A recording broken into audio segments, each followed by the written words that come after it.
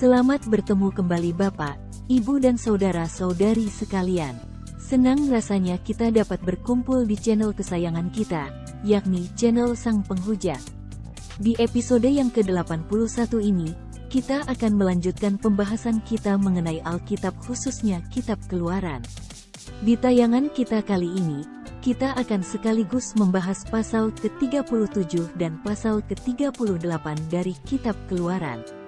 Hal ini dikarenakan dari kedua pasal tersebut sebenarnya hanyalah merupakan pengulangan dari narasi-narasi yang telah pernah kita bahas di pasal-pasal sebelumnya. Dan ini juga menunjukkan kepada kita bahwa penulis kitab ini nampaknya tidak memperhatikan apa yang telah ditulisnya. Atau bisa juga kita beranggapan bahwa di kitab ini sebenarnya ditulis oleh banyak orang, jadi kerancuan literasi yang terjadi ini adalah hal yang wajar.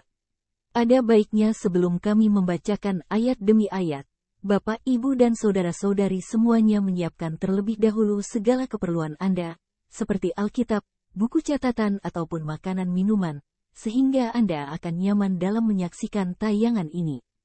Kami akan mulai membacakan ayat pertama. Membuat tabut perjanjian. Ayat ke-1. Bezalel membuat tabut itu dari kayu penaga, 2,5 hasta panjangnya, 1,5 hasta lebarnya, dan 1,5 hasta tingginya. Disalutnyalah itu dengan emas murni, dari dalam dan dari luar, dan dibuatnyalah bingkai emas sekelilingnya. Dituangnyalah 4 gelang emas untuk tabut itu, pada keempat penjurunya, yaitu 2 gelang pada rusuknya yang satu dan 2 gelang pada rusuknya yang kedua. Dibuatnyalah kayu pengusung dari kayu penaga dan disalutnyalah itu dengan emas.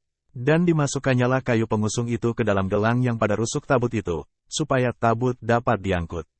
Dibuatnyalah tutup pendamaian dari emas murni, 2,5 hasta panjangnya dan 1,5 hasta lebarnya.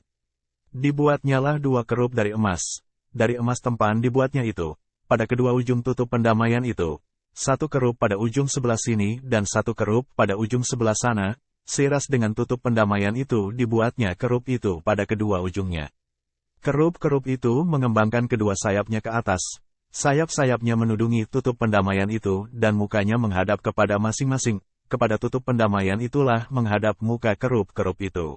Di episode ke-81 ini kita menelaah sekaligus 2 pasal, yakni di pasal ke-37 dan pasal ke-38. Di pasal ke-37 ini keseluruhan terdiri dari 29 ayat. Sedangkan di pasal ke-38-nya ada 31 ayat. Di ayat pertama hingga ayat ke-9 dari pasal ke-37 ini oleh LAI diberi subjudul Membuat Tabut Perjanjian. Ini merupakan pengulangan lagi dari pasal-pasal sebelumnya di kitab Keluaran ini, di mana Musa mendapatkan perintah dari Tuhan untuk membuat tabut perjanjian.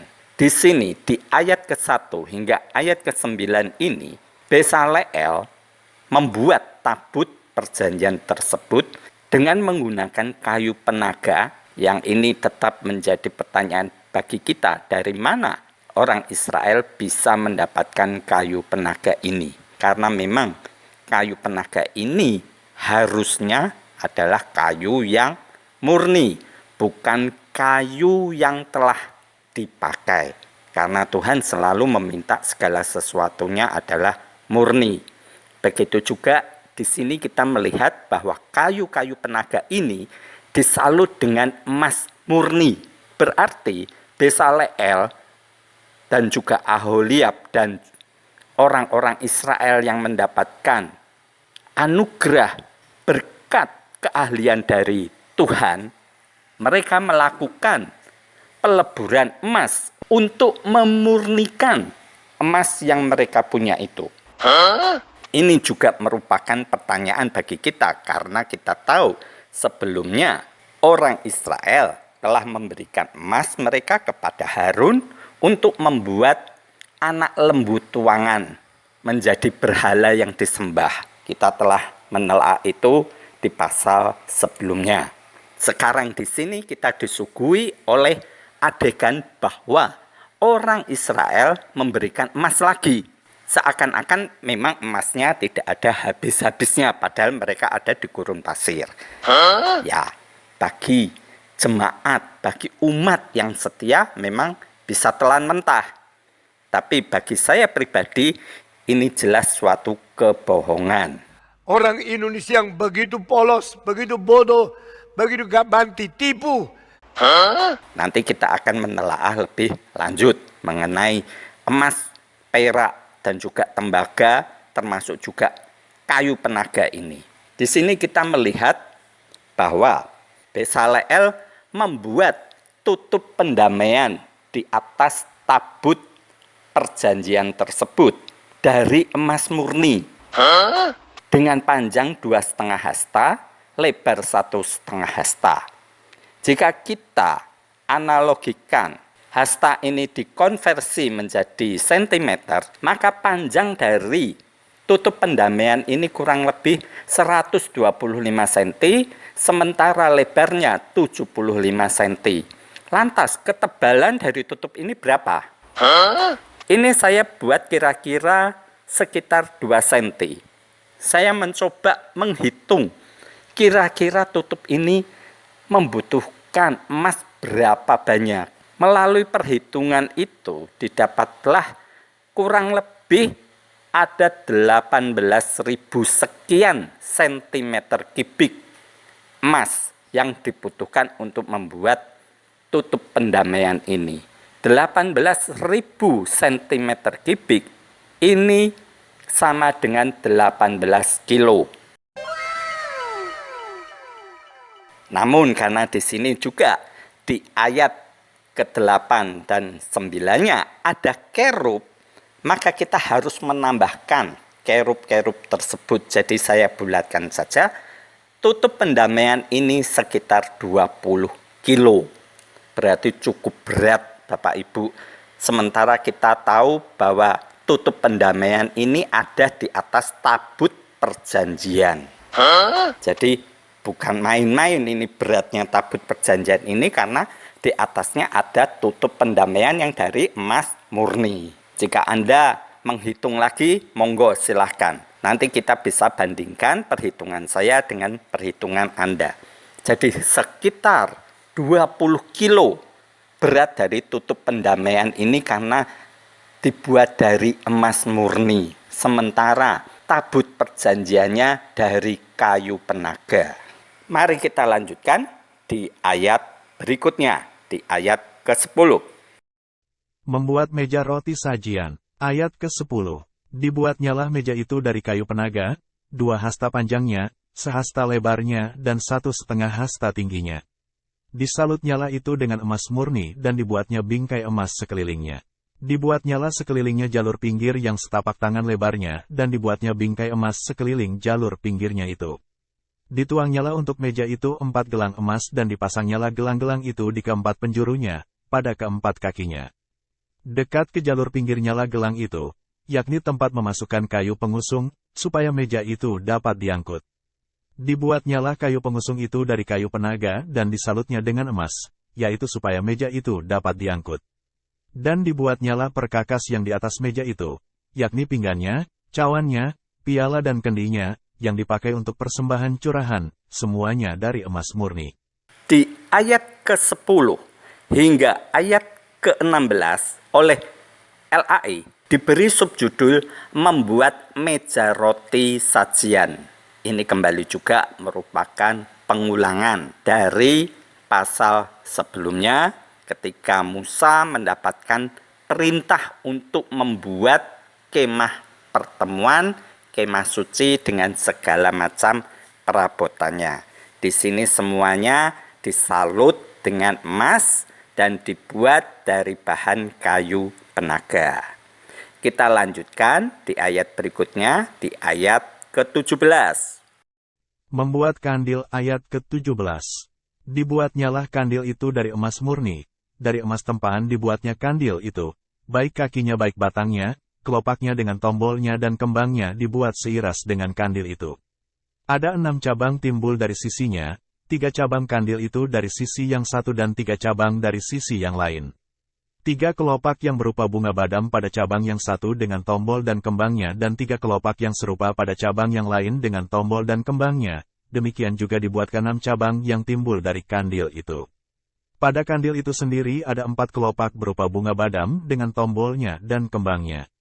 Juga ada 1 tombol di bawah sepasang cabang yang pertama yang timbul dari kandil itu, dan 1 tombol di bawah yang kedua, dan 1 tombol di bawah yang ketiga. Demikianlah juga dibuatkan 6 cabang yang timbul dari situ.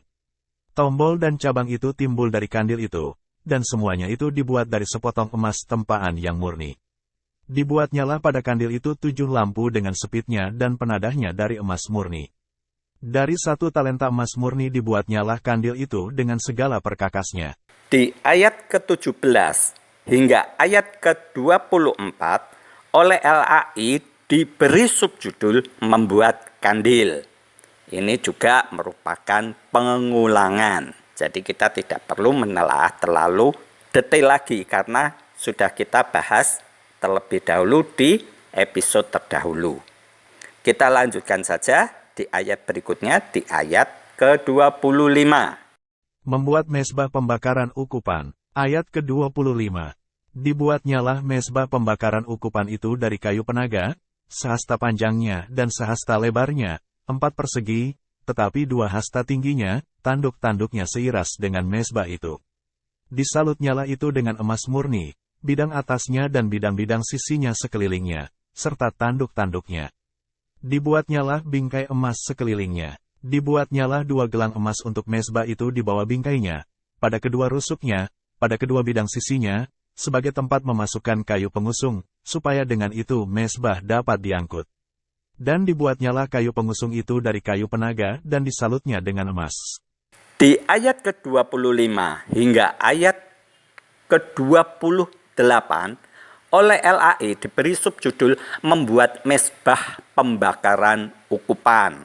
Ini juga kembali sama seperti yang tadi, merupakan ayat-ayat pengulangan.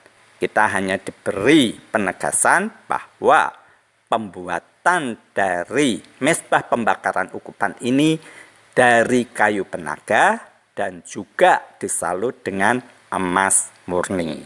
Kita lanjutkan di ayat berikutnya, di ayat ke-29, merupakan ayat terakhir dari pasal ke-37. Membuat minyak urapan dan ukupan dari wangi-wangian, ayat ke-29.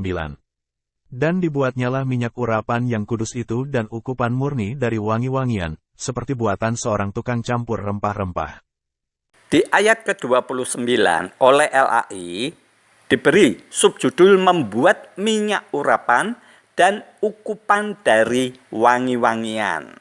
Nah, di sini kita juga melihat bahwa minyak urapan itu adalah minyak urapan yang kudus. Karena minyak urapan ini akan membuat barang-barang yang ada menjadi kudus. Begitu juga dengan manusianya.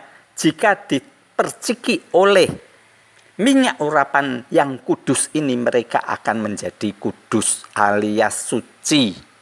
Ini yang menjadi pertanyaan dari saya untuk Anda semua.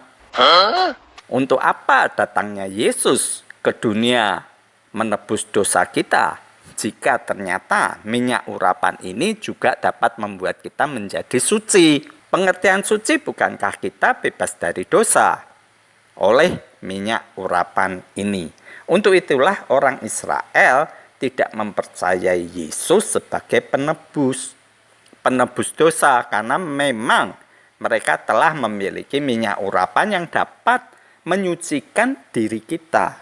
Jadi inilah kemungkinan menurut saya orang Israel sampai sekarang menolak Yesus sebagai juru selamat, terlebih-lebih menebus dosa manusia, karena memang diceritakan di kitab Keluaran ini orang Israel mampu membuat minyak urapan yang menjadikan manusia menjadi suci, menjadi kudus. Mari kita lanjutkan di ayat berikutnya, di pasal ke-38.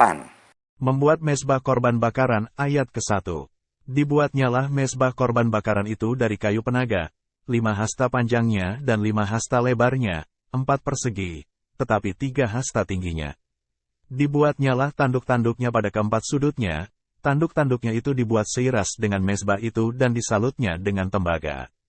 Dibuatnyalah segala perkakas mezbah itu, yakni kuali-kuali, sodok-sodok, bokor-bokor penyiraman, garpu-garpu dan perbaraan-perbaraan, semua perkakasnya itu dibuatnya dari tembaga.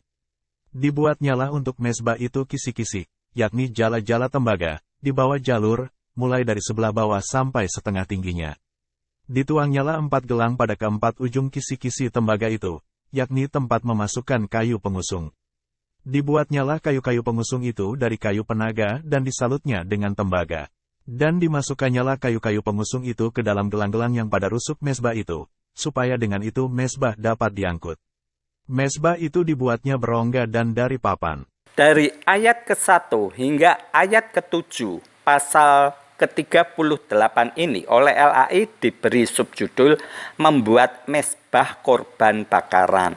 Ini masih melanjutkan hal yang sama, merupakan pengulangan dari pasal yang terdahulu mengenai pembuatan mezbah korban bakaran. Masih tetap sama, bahkan detailnya juga sama seperti yang kita telah bahas terdahulu. Mari kita lanjutkan di ayat berikutnya, di ayat ke-8. Membuat bejana pembasuhan ayat ke-8. Dibuatnyalah bejana pembasuhan dan juga alasnya dari tembaga, dari cermin-cermin para pelayan perempuan yang melayani di depan pintu kemah pertemuan. Di ayat ke-8 dari pasal ke-38 ini oleh LAI diberi subjudul membuat bejana pembasuhan.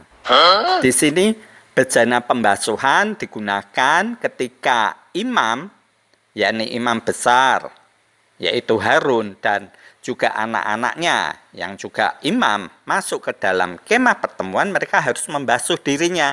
Untuk itulah mereka harus dibuatkan bejana pembasuhan ini. Karena jika Harun dan anak-anaknya tidak melakukan pembasuhan, maka resikonya adalah kematian. Ini telah kita bahas di pasal terdahulu. Kita lanjutkan di ayat berikutnya, di ayat ke-9. Membuat pelataran, ayat ke-9. Dibuatnyalah pelataran itu, pada sebelah selatan, layar pelataran itu dari lenan halus yang dipintal benangnya, 100 hasta panjangnya, ke-20 tiang layar itu dengan ke-20 alas tiang itu dari tembaga, tetapi kaitan-kaitan tiang itu dan penyambung-penyambungnya dari perak. Pada sebelah utara, 100 hasta, ke-20 tiang layar itu dengan ke-20 alas tiang itu dari tembaga, tetapi kaitan-kaitan tiang itu dan penyambung-penyambungnya dari perak. Pada sebelah barat, layar 50 hasta, dengan 10 tiangnya dan 10 alas tiang itu, dan kaitan-kaitan tiang itu serta penyambung-penyambungnya dari perak. Dan pada sebelah timur, 50 hasta, yakni layar 15 hasta untuk sisi yang satu di samping pintu gerbang itu, dengan 3 tiangnya dan 3 alas tiang itu, dan juga untuk sisi yang kedua di samping pintu gerbang itu sebelah menyebelah pintu gerbang pelataran itu ada layar 15 hasta, dengan 3 tiangnya dan 3 alas tiang itu.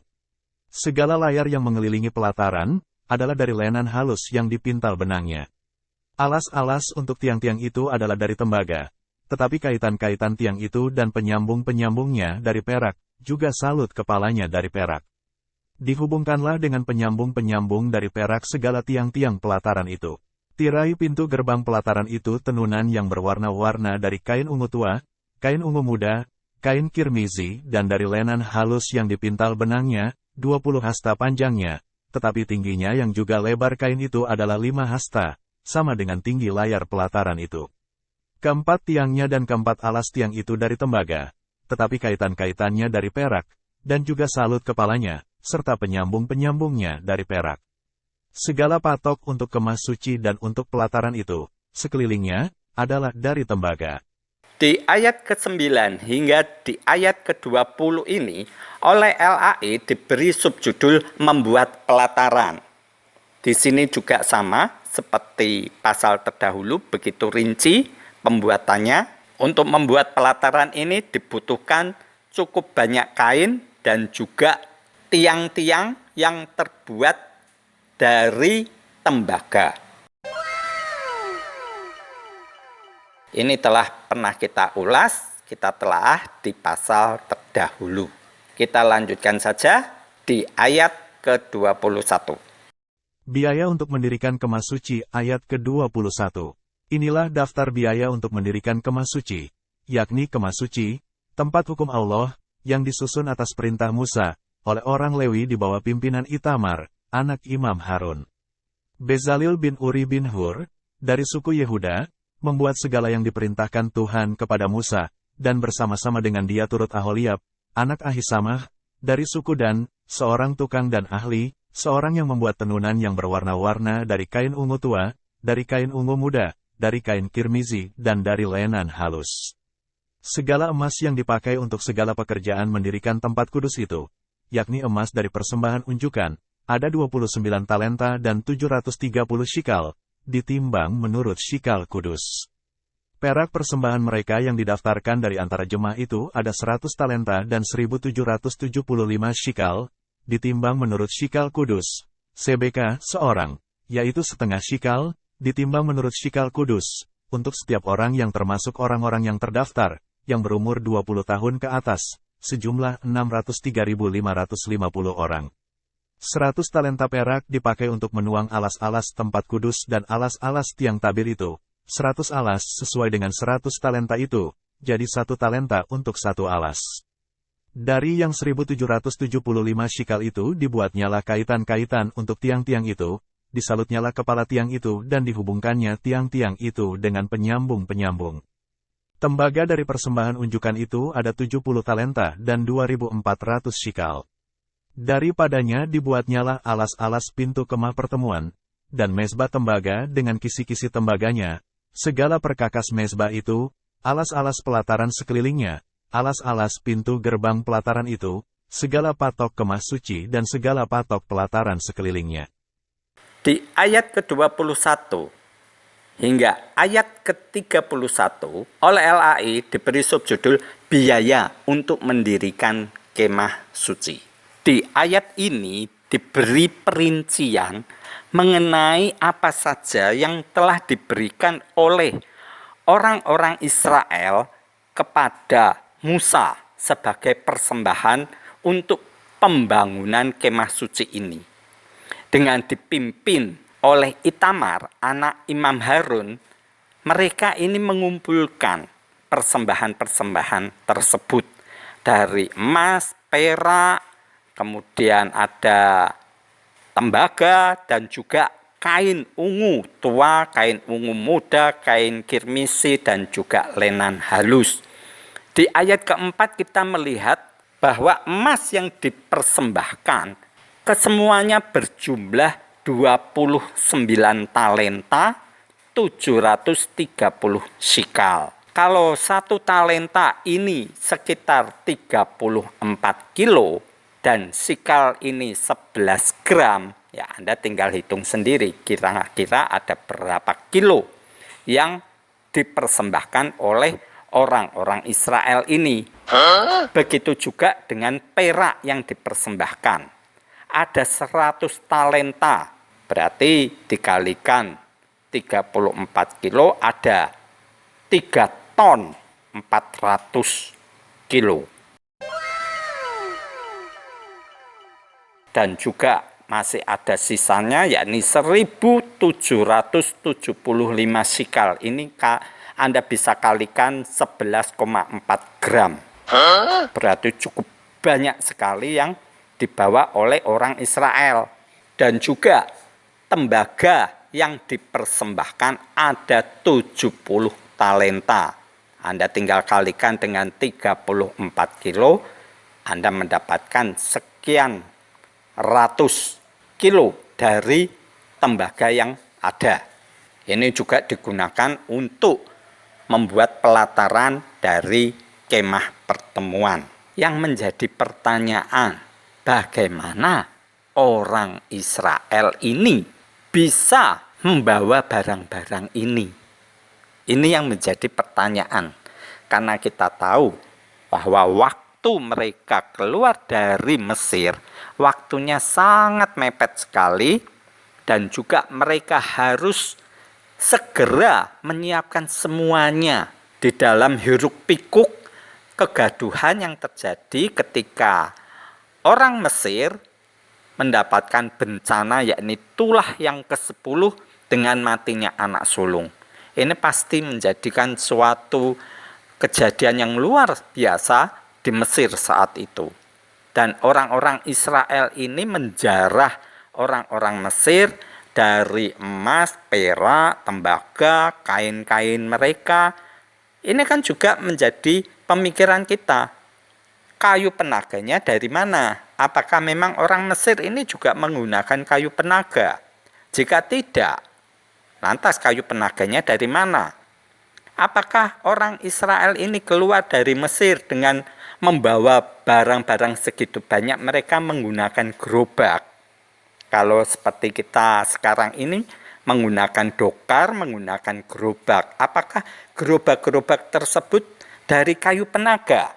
Ini juga menjadi pertanyaan. Ya, kalau mau dicocok-cocokkan supaya cocok dengan ceritanya, ya memang harus demikian. Dokar-dokar, kereta-kereta yang digunakan untuk mengangkut barang-barang ini harusnya dari kayu penaga, sehingga bisa dibuat menjadi kemah pertemuan atau kemah suci ini berupa segala perabotan yang ada, karena kesemuanya menggunakan kayu penaga. Memang jika kita membayangkan kejadian saat itu, keluarnya bangsa Israel kurang lebih ada hampir 2 juta orang. Ini dihitung dari 600.000 orang laki-laki saja. Dihitung 600.000 orang. Begitu juga kalau kita menghitung yang wanita sebagai istri mereka juga 600.000, dan juga anak laki-laki dan perempuan yang ada bersama mereka berarti 1.200.000, maka keseluruhan bangsa Israel yang keluar dari Mesir berjumlah 2.400.000. Kalau sekarang kita membayangkan, berfantasi supaya cerita ini cocok, maka wanita Israel menjarah, meminta emas dari bangsa Mesir masing-masing 10 gram. Berarti orang Israel membawa sejumlah 6 juta gram emas. Ini setara dengan 6 ton. Berarti masih cukup untuk membuat kemah suci ini sebagai persembahan bagi Tuhan mereka. Ini bisa Anda hitung kembali. Kalau pemikiran saya demikian, begitu juga dengan peraknya, begitu juga dengan tembaganya. Yang masih merupakan pemikiran kita adalah mengenai kain-kain tersebut dan juga kayu penaganya. Karena kita tahu ketika mereka keluar dari Mesir, mereka menghadapi juga perburuan dari Firaun. Mereka harus buru-buru menyeberang dari Laut Teberau. Bahkan ketika telah selamat sampai di seberang, mereka harus berhadapan dengan orang-orang Amalek. Mereka berperang dengan orang Amalek. Pertempuran dengan orang Amalek itu menggunakan apa? Jika mereka sudah membawa demikian banyak perabotan dari Mesir tanpa senjata untuk melawan orang Amalek.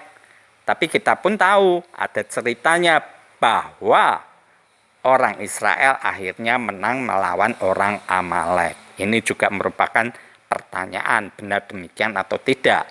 Karena jika kita menyinkronkan dengan yang ditulis di pasal ke-38 ini, orang-orang Israel sudah terlalu berat membawa barang-barang ini, yakni emas, perak, tembaga, kain-kain, dan juga kayu-kayu penaga. Belum lagi direpotkan oleh ternak-ternak mereka, kala itu pakaian-pakaian mereka, pakaian anak mereka. Lantas bagaimana? Apakah mereka tidak menggunakannya?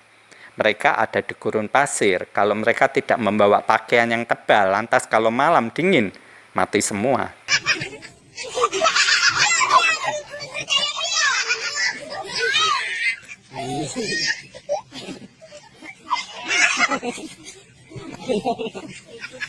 bekal makanan minuman. Siapa yang akan membawa? Ini jelas sesuatu yang tidak masuk akal sebenarnya. Tapi jika Anda memaksakan untuk dicocok-cocokkan, telah saya berikan salah satu clue-nya. Anggap saja wanita Israel ini menjara 10 gram dari orang Mesir. Maka ada 6 juta gram emas, perak, tembaga yang dapat mereka ambil. Itu baru 10 gram. Bayangkan jika satu orang bisa mengambil, katakan 1 on. Ya tinggal dikalikan saja. Begitu banyaknya perhiasan yang bisa dijarah dari orang Mesir ini. Apakah itu masuk akal? Ya, kembali terpulang kepada pribadi kita masing-masing. Tetapi jika ingin dicocok-cocokkan, ya inilah yang cocok. Bahwa satu orang Israel, wanita Israel dapat menjarah minimal 10 gram dari orang Mesir. Dan itulah yang digunakan untuk persembahan membuat kemah suci ini. Demikianlah Bapak Ibu, saudara-saudari sekalian, dari pasal ke-37 dan ke-38 ini telah kita bahas keseluruhannya, dan ini hanyalah merupakan pengulangan-pengulangan dari narasi yang telah ada sebelumnya. Ini juga merupakan pertanyaan bagi kita. Jika kitab Keluaran ini merupakan salah satu dari kitab Taurat atau Torah yang merupakan kitab hukum orang-orang Israel, orang Yahudi, mengapa ada narasi-narasi yang diulang-ulang? Narasi yang diulang-ulang akhirnya tidak dibaca, bahkan tidak diperhatikan, alias di-skip, dilewati begitu saja. Padahal ini adalah kitab hukum. Ini juga merupakan pertanyaan bagi kita. Mengapa ada kitab hukum yang isinya hanya mengulang-ulang dari narasi yang ada sebelumnya? Apakah ini kitab hukum yang benar-benar kredibel, dapat dipercaya, ataukah ini sebenarnya salah di dalam penulisannya? Ya, tinggal kewarasan Anda dapat menerima hal ini atau tidak. Demikian Bapak Ibu, saya ucapkan banyak terima kasih untuk segenap perhatian yang telah Anda berikan di channel Sang Penghujat kali ini. Dan besar harapan saya, kita dapat bertemu kembali di episode mendatang. Dan jangan lupa untuk membagikan channel ini kepada saudara-saudara Anda, kerabat Anda, teman-teman handetolan Anda sekalian, di mana kita semua ingin meneliti dan mencari kebenaran dari buku yang kita sebut Alkitab, kitab yang dianggap suci. Sekali lagi terima kasih. Shalom.